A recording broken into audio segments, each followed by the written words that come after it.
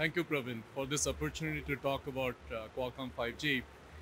Qualcomm was a startup about 34 years ago, and we were founded with a very simple premise, which is do the best possible systems engineering and bring technology out that others can use to build their products. So at the heart, even after 34 years, we remain as good system engineers developing technology for the world. Our 5G journey actually started a decade and a half ago when we were, for example, thinking about how do you take something difficult like millimeter wave, which bounces off, doesn't penetrate very well, how do you use that for communications? These kind of research culminated into what became the first 5G standard 2 years ago. And this is the first year where 5G has been launched with 30 networks, with 40 OEMs and 150 devices, 7 of whom you can come and see in Hall 4 of the IMC Qualcomm booth. And these 7 devices, one of them is with our partner OnePlus over here, and OnePlus is showcasing gaming live gaming, cloud gaming over 5G devices. Other partners are showcasing broadband wireless. So you can get fiber to an apartment, but once you are in the apartment, how do you get gigabit speeds to every floor? That is where wireless comes in, right? So I welcome you to take this opportunity and see 5G live in action. It's not theoretical, we're already into it.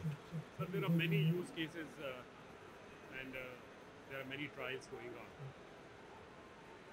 I wanted to know from you which use case would be more relevant from an Indian perspective. Exactly. So at the onset, what I would like to start out by saying is that 5G is the first G that has been designed for more than the cellular industry in mind, right? So the initial use cases will be cellular because, like I said, release 15, which came out end of 2017, was designed for mostly for broadband consumption.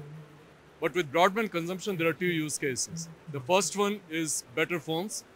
5G does things in your phone that 4G cannot do. One very simple example is 5G raises the average throughput everyone sees to a much higher level. And when you do that, then game developers can develop applications knowing that every phone, not just one 4G phone, every 5G phone can handle that high throughput. Cloud partners, AI partners, the kind of applications that can be designed knowing that every phone is capable of higher speeds is remarkable. So that will be the one use case. The second use case is, even though this is the country that consumes the most amount of mobile data in the world, the remarkable thing is that many are digitally still unconnected. We just heard from the minister about BharatNet. BharatNet is getting to many villages, but how do you get from the panchayat office to the various homes? That's where you have a network of small cells and CPs, and 5G plays a very important role in the last mile broadband wireless. So these are the two use cases I immediately see for India. In future, we'll get into vehicular, 5G, industrial, smart manufacturing. Presently, it is all non-standalone, which is called NSA. When do we see commercial network based on standalone? Yeah. So 5G comes in two flavors, as you mentioned, non-standalone as in standalone. And the beauty of the non-standalone network is that you can keep your investments in a 4G packet core and also deploy a 5G packet core with a 4G anchor. So this is a great application for established 4G operators. They can easily roll out 5G. Standalone mode, we think, will be deployed in the 2020s, right? And in basically the next year. And with standalone, you would have certain advantages of faster latency and also the ability to interwork with existing 4G networks, right? But both are equally good technologies. Non-standalone gives a very good glide path for bridging 4G to 5G, which, if you remember, wasn't that good of a use case going from 3G to 4G. So we fixed that problem in the standards going from 4G to 5G. And how do you see interrelationship between 5G and IoT? So that's a great question. So interrelationship between 5G and IoT is described by a very simple fundamental precept of the standard, which is how do you support 1,000,000 devices in 1 square kilometer? In 4G, you can support a few thousand devices, But if you think of the problem for a second, a million devices, where you want devices to join the network, you want them to communicate reliably. If you have, let's say, a life-saving device on your wrist, you want that to have higher priority than, let's say, some device that can report 15 minutes later. These and many other problems is what we thought about, and particularly release 16, which will be ratified next year, brings in the capabilities for massive IoT as well as reliability built into the standard. They also say that 5G plus AI will be killer.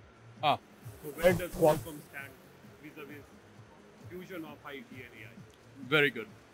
So when we look at 5G and AI, one thing long before 5G came, what we realized is that the internet developed cloud device paradigm is actually going away. In fact, that debate is over.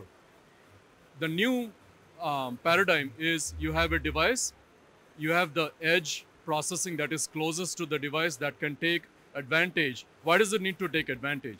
Because the device is where data is being generated, the device is where data is being consumed. So there will be a set of data that will be consumed in the device and around the device, closest to the device. Maybe for security reasons, maybe for latency reasons. Like I'll give you a very simple example. A car is moving at, let's say, 100 kilometers per hour. It sees a brown object in front. Is it a paper bag or is it a boulder? The car doesn't have time to send a ping to a server in Greenland and get the determination. It will be already on top of that brown object. The determination needs to happen there and probably within the traffic infrastructure. Qualcomm sees 5G as the enabling bus for this technology. And once you have an enabling bus, we see that AI applications develop heterogeneously. What I mean by that is some runs on the device, some runs on the edge, some runs on the cloud. It's not either or, it is all of this. One last question, sir. Yeah. Since you come from the engineering side, what all new innovations which are happening on 5G, which can become commercial later on? Exactly. So it's a great question. I'll start off with reminding that the first 4G standard came out in 2009. That was release 8. After that, there were 7 additional standards. So we are just in the first innings of a very long test match, if I may call that, right? And already the first innings is exciting given mobile broadband. So in the second innings, which will be release 16, the focus will be on smart manufacturing. The focus will be on vehicular traffic. In fact, there are about 13 vertical industries for which the standard has been designed. Then will come release 17. Some of the techniques that we are thinking for release 17, one example is actually to come up with a narrower band of 5G, which brings IoT of a certain band to devices that it won't be as narrow band as LPWA, but it will be of a sufficient band that doesn't require the big bandwidth of 5G as an example. There are also many enhancements we are making for the industry of the future, and we'll continue our research in this area. Like I said, 4G gave us 7 to 8 releases, and 5G will probably have a similar bright future. Thanks, sir. Thanks for talking. Thank you.